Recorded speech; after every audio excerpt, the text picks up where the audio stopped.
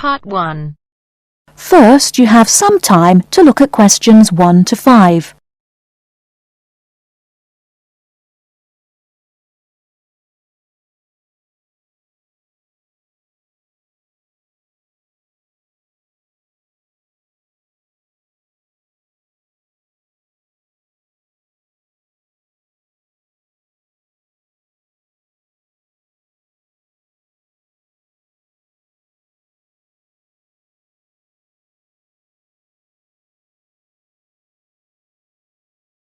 Now we shall begin.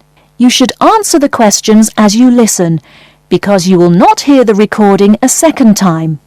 Listen carefully and answer questions 1 to 5. Hi. Hello. How can we help you? Is this the Office of Institutional Real Estate? Yes, sir. My name's Alice Baum, and I'm a university housing supervisor. Oh, good. I wonder if you could help me. I'll certainly try, sir. I'm hoping to rent an apartment from September when I begin here, and I'd really like some advice on where to rent and how to rent a place. Advice on renting in Manhattan. We've got plenty of advice about that. The first thing to think about are the prices. New York is an expensive place to live, and Manhattan is the most expensive place in New York. Everyone wants to be here. In most areas of Manhattan, you'll have great difficulty finding a studio apartment for less than $1,300 to $1,400 per month. But there are areas just outside Manhattan, within a 30 to 40-minute commute, where you can find a decent studio apartment to rent for $850 to $1,000 per month. That's a big difference. But then there are travel costs on top of that. Yes, there are. If you're prepared to make compromises in your choice of accommodation, perhaps you can find an apartment you like and can afford. Monthly rents also depend on 2 other factors, apartment size and then amenities. Can you tell me a bit more about that? Basically, bigger flats get higher rents, so if you can live without a lot of space, it's much cheaper. And if you're willing to take a flat which has street noise or doesn't have much natural light, then you may save some more money. I see. However, you could go the other way and get a bigger flat and share it with another student. You can cut costs by sharing a large bedroom. To find a roommate, check the listings for apartment shares in the housing registry. Share a flat. I hadn't given that idea much thought. Lots of our students do that. What about amenities? Can you explain that a bit more? You need to decide what facilities you really would like and what you can do without. For example, do you want a doorman? Would you like an elevator? These kinds of things put the prices up. I don't think I need a doorman. Is there anything else I should know? Yes, remember, the housing market is very competitive, especially for affordable apartments. You need to be prepared to make decisions quickly and be flexible with your plans. Don't start your search earlier than 4 weeks before you want to move in, because tenants only need to give landlords 30 days notice of their departure. Okay. Before you hear the rest of the conversation, you have some time to look at questions 6 to 10.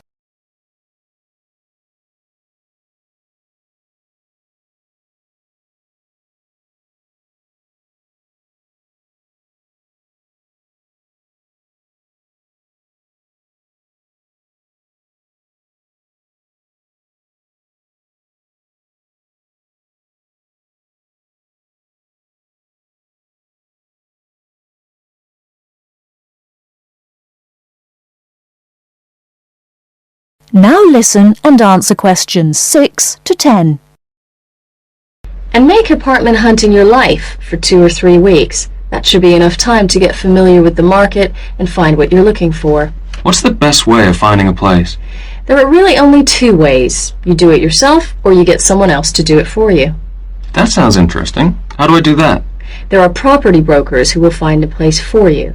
They can guide you to the property of your choice and help you with the paperwork. Well, that sounds great. But they do charge you a commission fee. In Manhattan, expect to pay between 12 and 15% of the year's rent. That means if your rent is $1,000 a month, the broker's fee works out to $1,800. Oh, maybe not a broker then. And what's the other option again? Do the legwork yourself. Look in the classified ads, call landlord companies, and do online searches. Check out our website first. You mentioned paperwork. Could you tell me something about that? Sure. To rent an apartment, you may be asked to complete an application by your prospective landlord. You may also be asked to pay between $50 and $200 for credit reports. Landlords want to see evidence of steady income and good credit. I see. Because you're a full-time student, most landlords will require a guarantor, someone to guarantee you will pay the rent on time. And when the landlord approves your apartment application, be prepared to pay the first month's rent and the deposit when you sign the lease. That's a lot to think about, and it sounds like a lot of hard work. Thank you very much for the advice. You're very welcome, and good luck. That is the end of part 1. You now have half a minute to check your answers.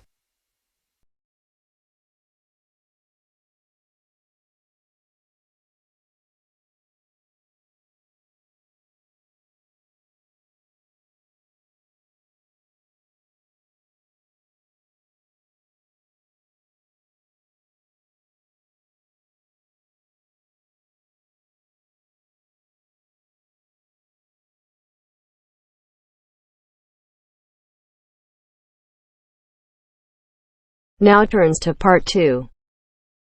Part 2. You will hear a talk by a tour guide. First, you will have some time to look at questions 11 to 17.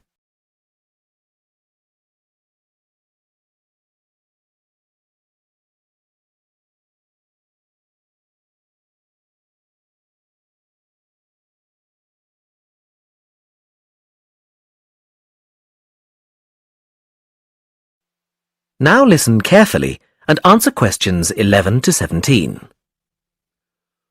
Welcome to San Fernando City Tours. I'm Mark, your tour guide. We have a lot to see in 3 hours, so make sure you're comfortable. We'll be traveling into the historical district first, and then into the town center. After that, it's out to the harbor, and we'll finish up at the lighthouse, just past the harbor. That will take us up to midday, and after that, you're free to do what you want. At the lighthouse, you'll have a chance to visit the tea room and take photographs of the magnificent coastline.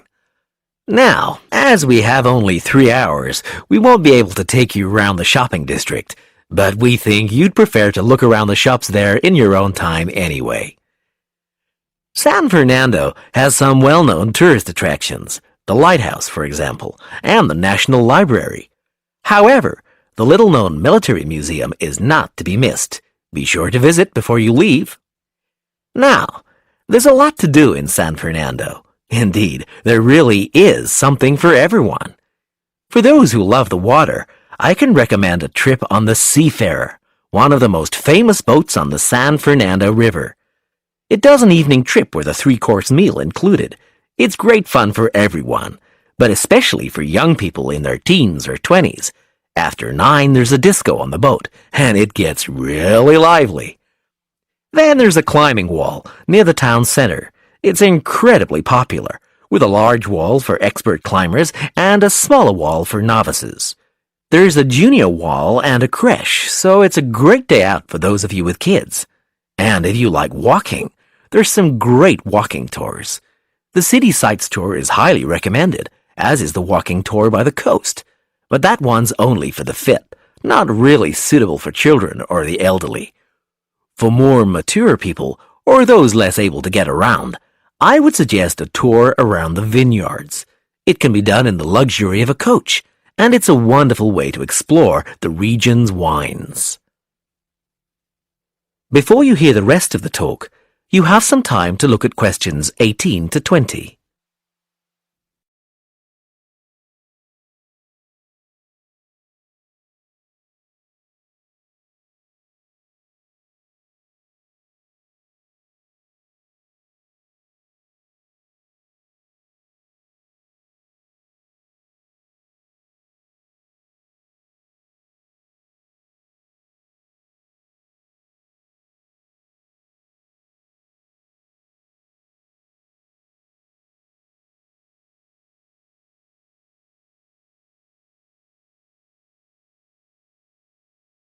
Now listen and answer questions 18 to 20.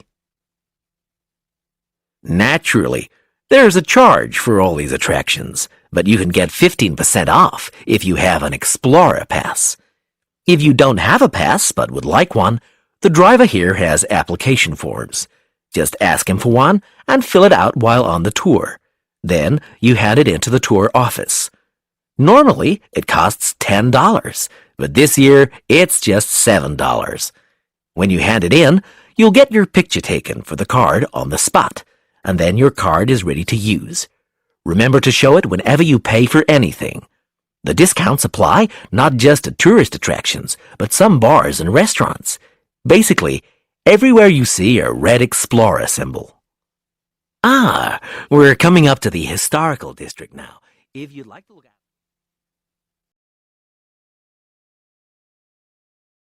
That is the end of part 2. You now have half a minute to check your answers.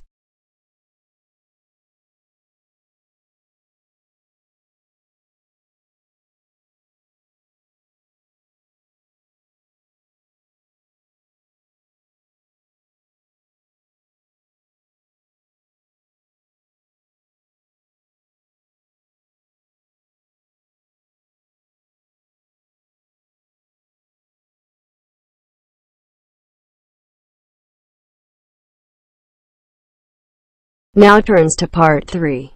Part 3. You will hear a dialogue between two students, David and Jim. First, you have some time to look at questions 21 to 24.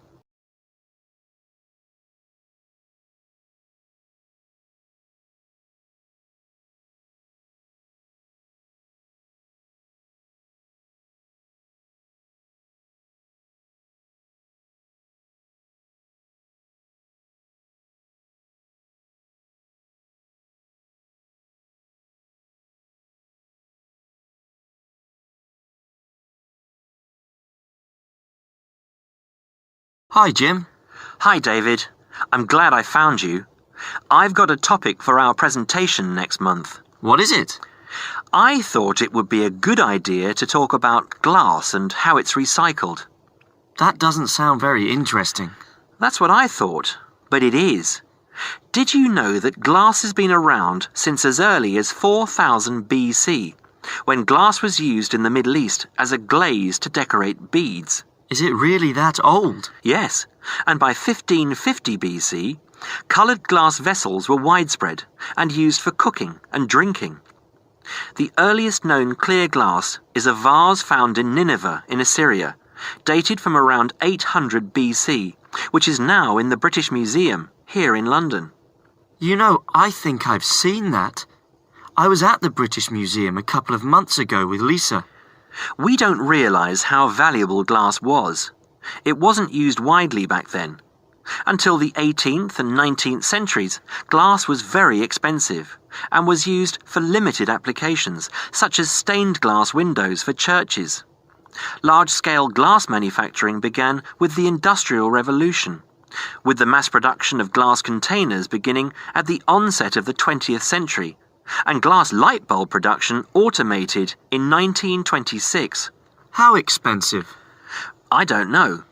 But nowadays glass is much less expensive and is taken for granted as a packaging material, in addition to its use in windows and other applications.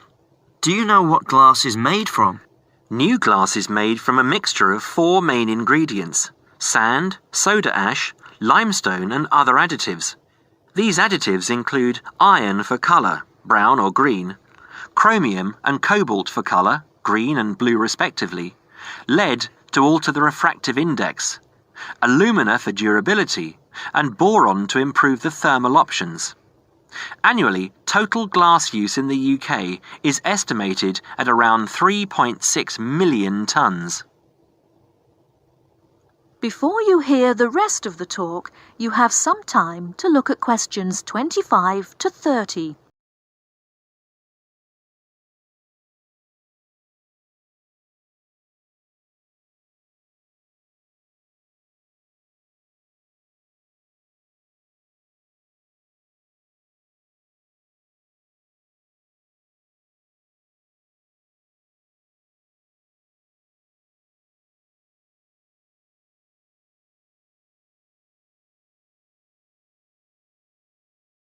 Kidding.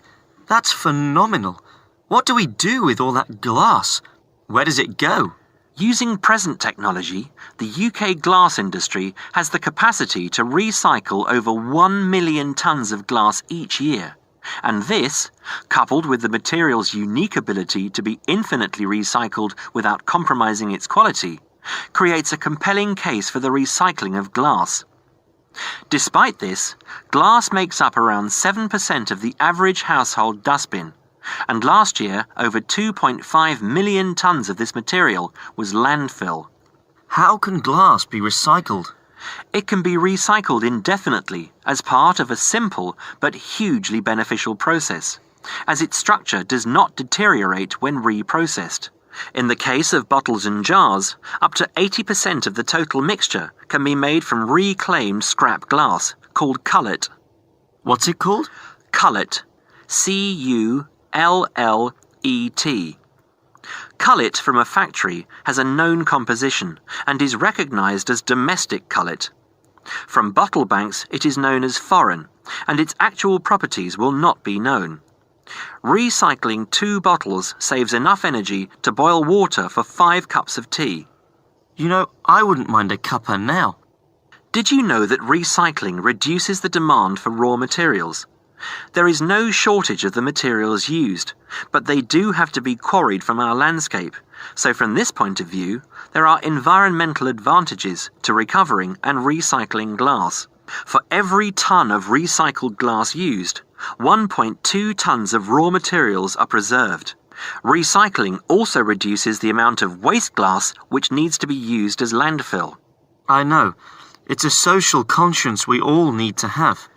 Taking part in recycling the waste we produce makes us think about the effects we are having on our environment and enables us to contribute towards a greater level of sustainability. It's not all about economics, you know. I'm sure you're right, Jim. That is the end of part 3. You now have half a minute to check your answers.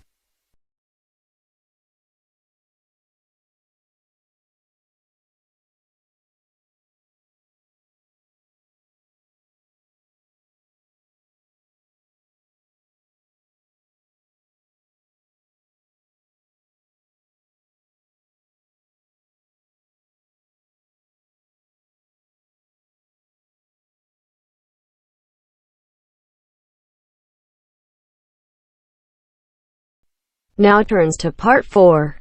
Part 4. You are going to hear a talk about the tall ships race in Britain. First, you have some time to look at questions 31 to 40.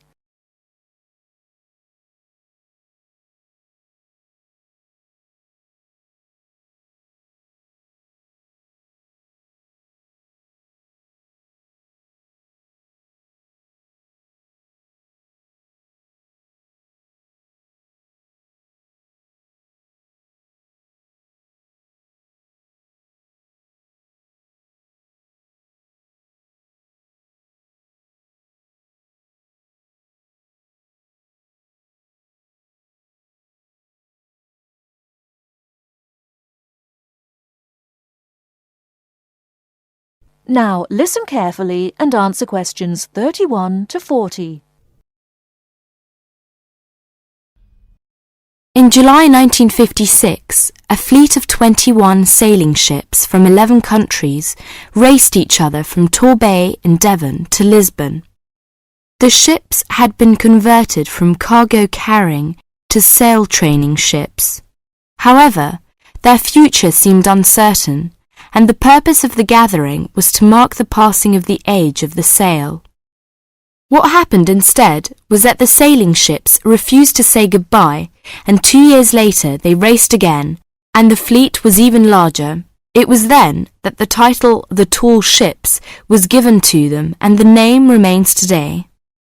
The original organisers, the Sail Training Ship International Race Committee, now called the Sail Training Association, saw that a new international movement had begun, adventure training under sail. As race succeeded race, it became clear that the events had more to do with bringing adventure and widening the horizons of young people than of commemorating the passing of sail. Now, sail training ships began to be specially built, and young people from all walks of life wanted to participate.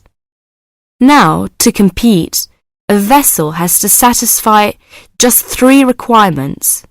It has to have a minimum waterline length of 9.09 meters. Half its crew must be between the ages of 16 and 25, and its principal means of propulsion must be a sail. Since 1972, the race has been sponsored by Cutty Sark Scots Whisky, and it has started to attract huge crowds of spectators. In 1984, more than 250,000 people lined the River Mersey in Liverpool to watch the fleet set off. And in 1986, 2 million spectators joined Her Majesty Queen Elizabeth at Newcastle upon Tyne to watch the parade. 1989 was the year that the spectacular Cutty Sark Tall Ships race started from London. A grand fleet of up to 100 vessels gathered on the River Thames near Tower Bridge on Tuesday the 4th of July. The only thing that the racing yachts, ancient and modern, had in common was their young crews. Few were expert sailors, and the majorities were strangers to the sea and to each other. Between Tuesday the 4th of July, when the fleet began to assemble, and Saturday the 8th of July, when the ships took part in a grand parade of sail down the River Thames, vessels were berthed on either side of Tower Bridge. Some were moored in the Pool of London, opposite the Tower of London, while others were moored to the east of Tower Bridge. Smaller vessels were accommodated in St. Catherine's Dock. Many of the larger ships were open to the public. It was an amazing and historic spectacle as the ships sailed slowly up the River Thames. That is the end of part 4. You now have half a minute to check your answers.